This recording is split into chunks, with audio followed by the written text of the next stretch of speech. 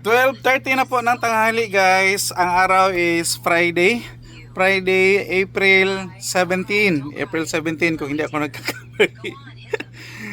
Matagal si Kuya AJ hindi nakapag-update sa inyo guys sa ating YouTube channel, pero may i-share si Kuya AJ today dahil nasabi ko sa aking Facebook page na magtaas si Coke. And totoong nagtaas siya guys. Hindi ko lang siya na-videohan kahapon kasi dumating siya takip silim na. Dumating ang panel truck naming suki is takip silim na, and ting busy din dito sa tindahan namin. And umalis pa si Mami Iya kasi may pinuntahan sa baba. So ako lang mag-isa ang nakatuka sa tindahan. And literal na busy po talaga. Sila na yung nag-ayos ng mga buti namin. And sila na rin yung nagpasok lahat ng mga orders ko. And same as usual, inubos kong palagyan ang mga lahat ng mga available na mga bakanting bote at saka mga kahon ni Kuya AJ sa Coke para at least hindi na maghirap si Kuya AJ mag-alsa-alsa sa labasan sa suki nating wholesaler. And totoo talaga guys na merong pagtaas ng presyo. Puntahan muna natin guys yung mga napamili or na-order namin kahapon na mga Coca-Cola. And itim lang talaga ang available. So wala silang available na mga colored. Colored is meaning yung mga mga Sprite, mga Royal, pati sa kanila mga guys, sa mga maliliit ito, lahat is maitim. So kung itim meaning Coke siya lahat. Kunin ko muna tong mga kalat-kalat na karton. May mga karton guys dahil nag-display pa kami yung mga pinamili namin last Sunday. Hindi pa talaga natapos-tapos. So ayun. Itong Royal ko dito na dalawa is ito, salin sa nahurot. Ito yung sa last na namin na order, and may kunting Sprite, limang Sprite na mga maliliit. Yan po, nakahalo siya sa Sting. And lahat, sabi ko nga, is mga Coke siya. Coke na mga time out. So meron tayong 2, 4, 5, 8, 9, 10, 11, 12, 13, 14 kahon na mga time out. Ika 15 yung Sprite na isang kahon. Dalawa pala, dalawa. So 13 kahon ang ang time out natin ng Coke, and yung time out na Sprite is 2 kahon. So ito lahat yung ating mga litro.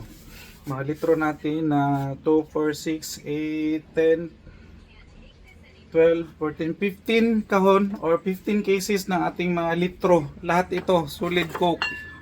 Walang problema kung lahat siya Coke guys, kasi si Coke talaga ang mabinta dito. May naghahanap ng Sprite o Royal, hindi naman siya araw-araw na may although makabenta talaga, pero ang mas mabenta is itong itim, si Coke. So 15 yan siya. May butal, ito, mga salinsa na hurot po. And dito sa ating kasalo, meron tayong 4 na kahon ng kasalo. So yan lahat ang na-order ni Kuya AJ, maliban lang sa mga plastic, kasi ang plastic nilang dala is si mismo na Royal at saka Sprite. So hindi rin siya mabinta masyado kasi si Coke mismo ang mabinta dito sa amin. So meron lang tayo niyan, tig-isang case na mismo na Royal at saka Coke. So hindi natin kailangang damihan. So, kung alin yung malakas, alin yung mabinta, yon ang damihan natin. Wag yung minsan lang may bumili tapos matingga yung stocks mo diyan. Especially si si Coke na yung mga di-plastic na mga soft drinks is mabilis pong mag-expire. And meron tayo ditong 1.5, pero ngayon ko na ito binili doon sa suki nating wholesaler. At saka yan siya is dala pa namin yan, yung Mountain Dew dyan, last pang grocery namin. So balik tayo dito sa Coke guys, dahil ang increase ng ating mga Coca-Cola products per case is tag 5 pesos po bawat kahon. So per kahon is nag-increase sila ng 5 pesos. Ang sabi is may dumaan sa sakyan. Ang sabi is ang increase is due sa pagmahal ng gasolina o krudo. So affected talaga. Kahit na si Coke is walang makina, ang kinakargahan ni Coke na truck is may makina at gumagamit ng gasolina at saka krudo. So need nilang i-increase ang kanilang mga produktong per kahon. Ewan guys, hindi ko alam sa sa ibang area kung nag-increase ba. Ang sigurado lang ako is ang aming distributor is nag-increase ng 5 pesos per kahon. Hindi ko din alam kung nag-increase ang planta dahil ang unang sinabi is wala daw increase ang planta. So ang nag-increase is yung mga distributor lang or mga tracking nila guys. Dahil lahat ng mga tracking services ngayon is apektado po sa pagmahal ng gasolina. So kahit na hindi nga tracking services, kahit na kita or kita tayo na mga ordinaryong tao, ordinaryong Pilipino na nagko-commute, walang sasakyan, is affected pa rin sa pagtaas ng presyo ng gas. So how much more yung mga nagbi-business, lalong-lalo na yung business nila is tracking araw-araw. Kung aalis sila or araw-araw, kung may client sila is gagasto sila ng gas. Same lang din sa atin. So amanos tayo, patas tayong lahat. Patas tayong lahat kung nag-business ka man or wala kang business or kung ordinaryong tao ka or mayaman ka, lahat apektado. So ang lang siguro niyan guys is ang tawag nito, yung impact ng epekto or yung yung tawag nito. Hindi ko ma-explain, basta yung epekto o ang damage talaga. Ang damage talaga is pag may may pera ka kasi, kahit na apektado yung business mo or apektado lahat ng mga galaw mo, is hindi ka masyadong mahihirapan yon. Hindi ka masyadong mahirapan kasi may pera ka.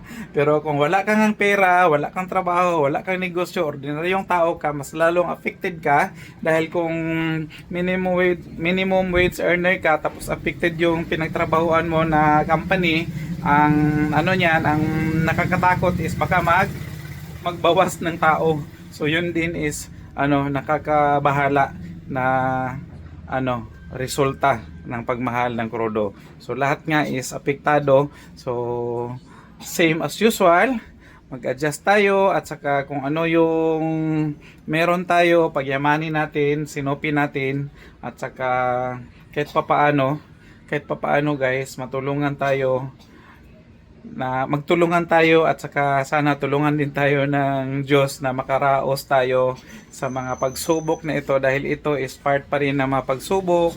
May negosyo ka man or wala, ordinaryong tao ka man is susubukin ka talaga. So ito yung mga part ng mga pagsubok na dadaanan natin lalong-lalo na sa panahon ngayon, and according sa nakasulat is marami pang pagsubok na darating sa buhay natin. So manalangin tayo at patuloy na maniniwala sa ating Panginoon.